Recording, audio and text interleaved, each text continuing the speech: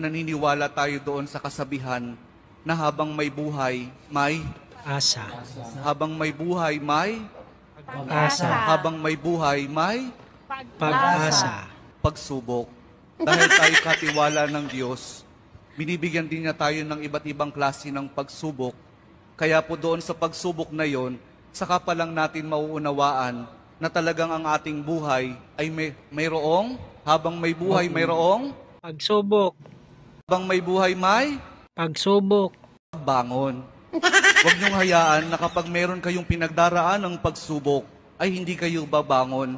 Kailangan meron tayong pagsumikap na pagtsatsagaan natin yung ating mga pagsubok na pinagdaraanan.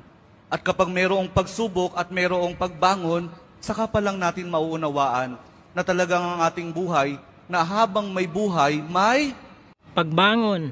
buhay, may Pagbangon. pag-ibig. Ang pag-ibig na nagmumula kay Jesus lamang sa ating mahal na poong Jesus Nazareno.